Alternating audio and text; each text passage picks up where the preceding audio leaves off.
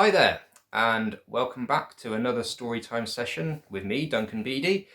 And today you might be able to guess from what I'm wearing as to what the theme of the story is going to be about. As you can see, I am dressed very proudly in my astronaut outfit. Incidentally, the first time I wore this for a book event a good year or so ago, I asked the children what they thought I was dressed as, and one cheeky little boy said he thought I looked like a bin man, which was nice.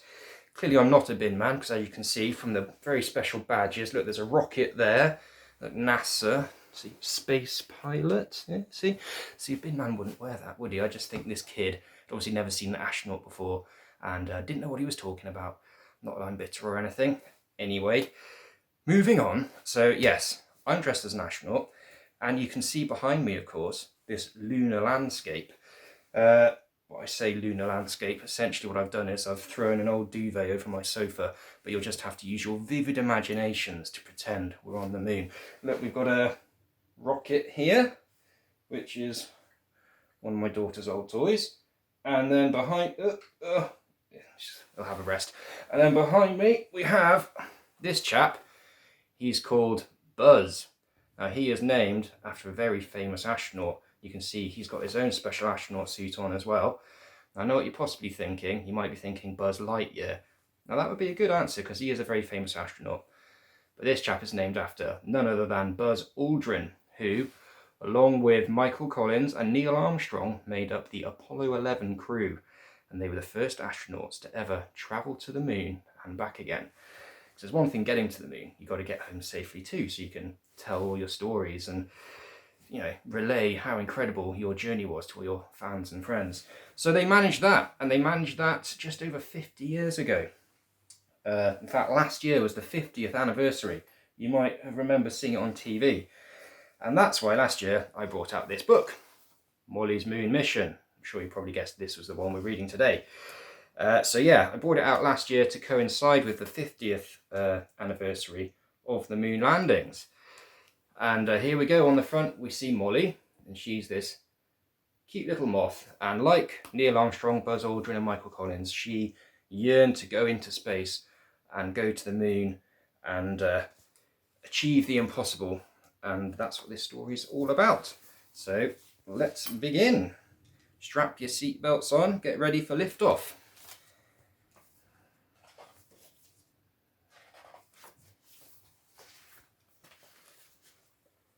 Molly the moth lived in the back of a closet. She loved her home and her family, but she yearned for adventure. So here she is. She lives in the back of an old wardrobe, and because she's so small, she's got these little postage stamps of space things on, like satellites and astronauts, but to her they're the size of posters, so that's how she decorates her home. And as you can see, she's gazing up, sorry, I forgot to show you, she's gazing up at a big shaft of white light, which is a moonbeam, so she's dreaming about going to the moon. I want to be an astronaut and fly to the moon, Molly declared. Oh, I'm not sure your tiny wings would make it there, said her mother. We'll see about that, thought Molly. So when she wasn't busy helping her mum look after her siblings, she trained hard for her space mission. Now here we can see lots of little images, so I'll try and show you. This is her day-to-day life. She lives in this busy wardrobe, and she has these little brothers and sisters who are larvae, and they're quite cheeky little things. They like to eat clothes and cause all kinds of mayhem. And here they are. Molly's having to play with them and look after them and do the laundry and read them stories. And then when she's not doing that, up here she's training hard to be an astronaut.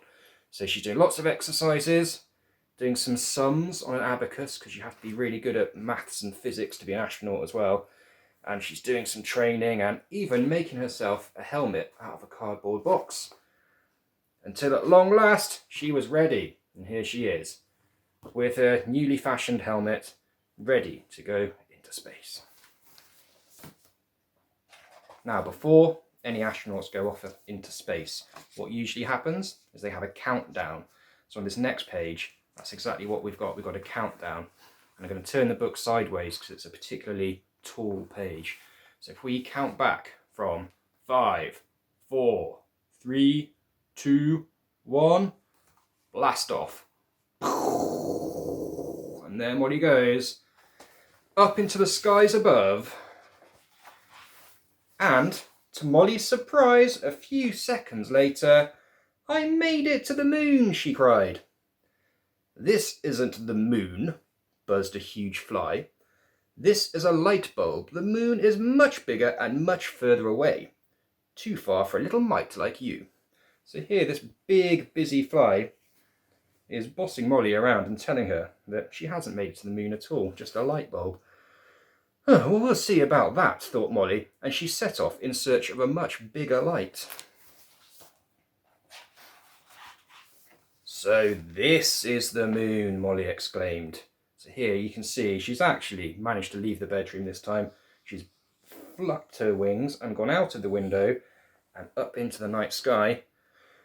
Oh, you poor little creature, said a large spider. This is a street lamp.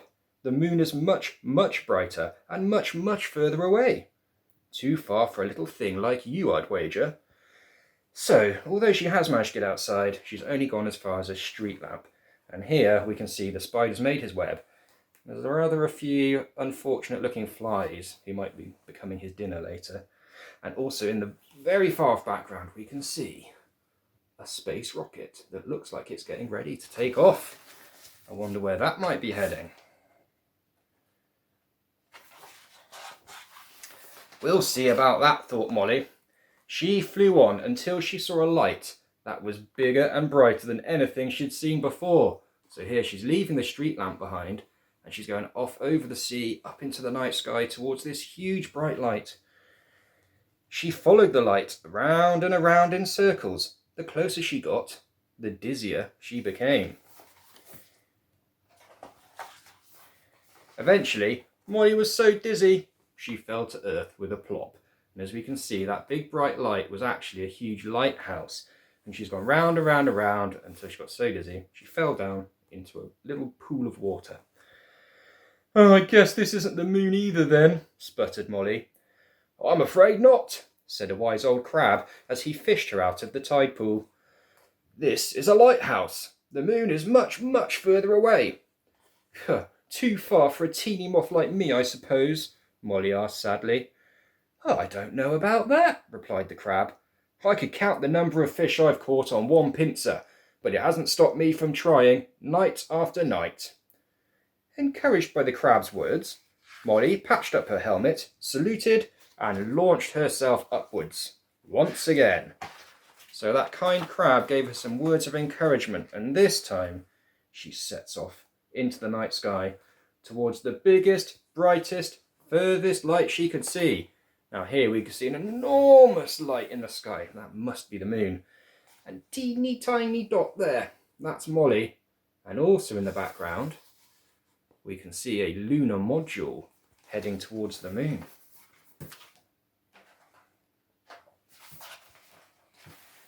After a long, giddy flight, Molly finally touched down. Surely this must be the moon, she cried. But there was no one to hear her. So here she is on the surface of what looks to be the moon, all on her own.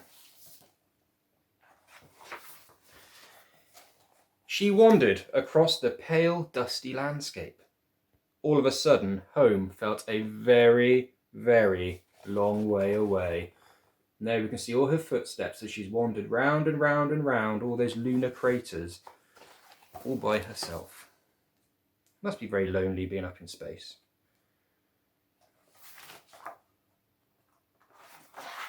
Just then, a giant shadow loomed over her.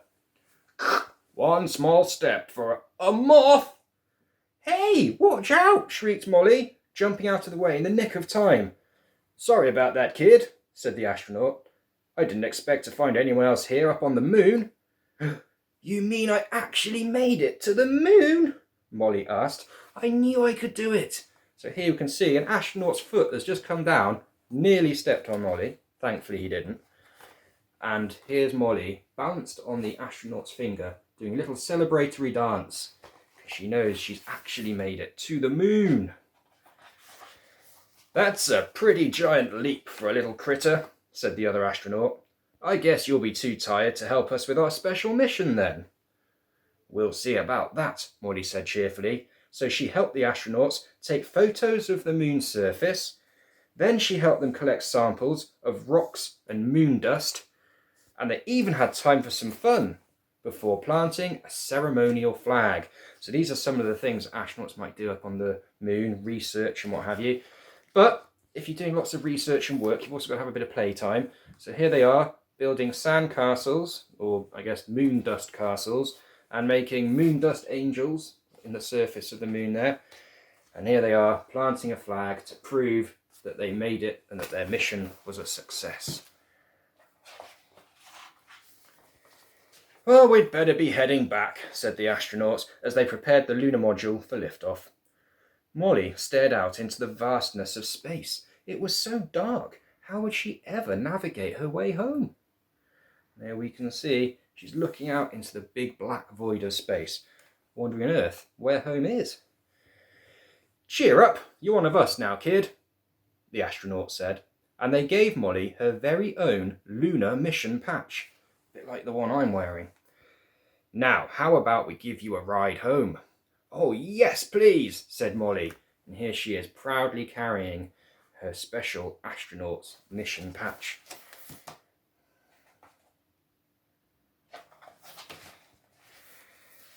As the astronauts busied themselves in the module, Molly gazed out of the window towards Earth. Far away, the city lights twinkled, but one of those lights was bigger, brighter, and more inviting than all of the others. Now, this is a typical scene inside a lunar module, I imagine, because if you're going out into space, you've got to take a few things with you to occupy yourself. So here, one of the astronauts has brought his teddy, a bit like Buzz behind me, and here we can see they've got the keys to start up the spaceship. That's very important. I'm not sure it would have been wise to bring a cactus, because obviously in zero gravity that could float around. If it landed on your seat and spiked your bottom, you might accidentally crash the spaceship. That wouldn't be very clever. And here they have a hot dog. Now, I wasn't sure what sort of food astronauts might eat when they're in space, but it turns out I think Buzz Aldrin did actually take a vacuum-packed hot dog with him on the moon mission because he liked them so much. So that was a very good example of planning and preparation by him. And also a smelly space sock floating around there too. So all the different sorts of things you'd expect to find in a lunar module. Before she knew it, Molly was safely back home. "I've been to the moon," Molly cried, giving her mother a big hug. "Well, I never," her mum exclaimed proudly. "My Molly, the only moth to ever fly to the moon."